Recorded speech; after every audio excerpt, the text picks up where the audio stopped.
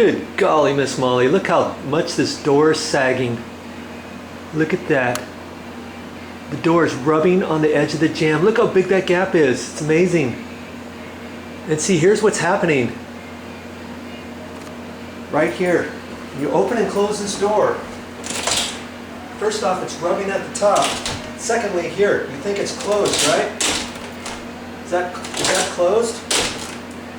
Somebody can come right up and pull on it. Because with the door sagging, this has moved this latch down further than the strike plate notch pocket. So see, if it's closed right there, if I lift up on it, hear that? It clicked. That's because I'm in the pocket now. But before you think, all you got to do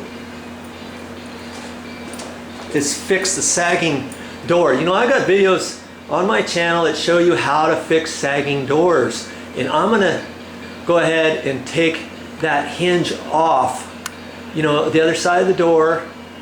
And I'm going to put some screws in there and try to suck everything over further and put some other screws in there and try to raise that.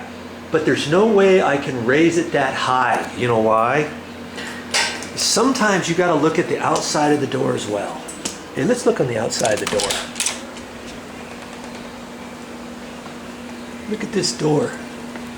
See the gap here on the actual door, right there. Here's another gap. Right there, look at that. Look at the bottom. There's another gap there. That's because this is on the sun side of the door. And the door's separating. Now can you see? That's the other reason why it's sagging. That's the other reason. But I can fix it to a certain extent. I can do a little bit of magic over here and get it a little bit better. Other thing you can do is take the pocket where the strike plate is. See right here. You can ream this bottom edge out. See where it's been rubbing? Right there. And there's the latch from there to there. Take a reamer bit and ream this out just a little bit lower. And you can get a little bit more time out of this door. But ultimately, you're never going to fix it all the way until you replace that door. That was just a quickie for you. That's all the time I got. And I'll be back with more videos.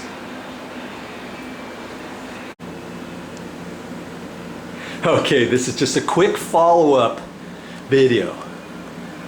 Look at the gap here that I have now. Look at that.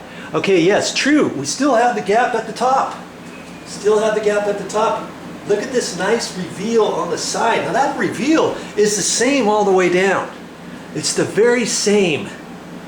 Now how could that be? Most sagging doors, you know, if you got the gap like that, you will not have, if you got a nice even gap, you will not have that ugly, nasty gap at the top. See how high it is from there? Ooh. Almost down to nothing over here. Well, that's because this door panel system, if you were watching that closely, you see this is a panel door system. You've got all kinds of parts to this door. Well, because of the sun and everything, because it's separated, this panel is actually lowered down because this panel is separate than all these other ones. So this has pushed down, this is pushed down. So the door, in a sense, kind of slid. The top left didn't do anything. This kind of pushed down. That's why it looks like it's sagging there. It's not the actual whole door sagging. Because if on a regular door, if I would have lifted that up that far, that would have moved this whole door like this, and it would have moved it up. You wouldn't have this nasty gap up at the top. Okay? But I was able to get it way better. And let's do the test, the door close test. Look at that. It's fine. I've got plenty of gap down there now because I was able to take this and moved it over a little bit. And I did it with my trick. I took that top hinge off, I pre-drilled some holes, put some 3-inch screws in there, drove that door jamb over to the left a little bit, then put in the hinge again and put some screws in that, hitting the wood stud behind there and not just the sheetrock area. What do I mean by that? Okay, see these two screws here, I could have got the galvanized screws, but I kind of angled those, and in here, from here over, you've got the sheetrock on the inside. So see these two screws, if I put long screws in there, I would miss the 2x4, 2x6 behind this is about right like that. See, it's about that wide, right? So no matter what, these screws are not hitting anything. I would have had to drive those way over at a far angle.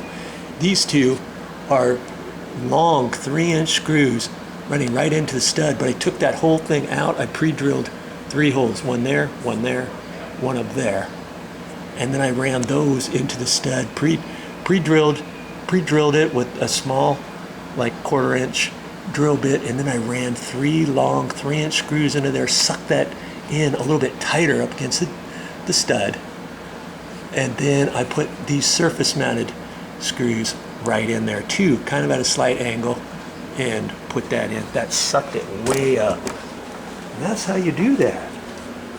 Look at that. Closes nice now, at least for the time being. I mean, later on down the road, if somebody wants to fix this door, the only real way to do it, I'd say, is to replace the entire door. It's just going to be very difficult if you're not a door person with clamps and all that. You'd have to take this whole door down, take it to a door company. They'd have to release all the edges, unglue it, basically rebuild it, clamp it, make it square. Because right now the door's not square, is it? This whole edge is sunk. And that's why we're having that issue, okay? But for the time being, we're good.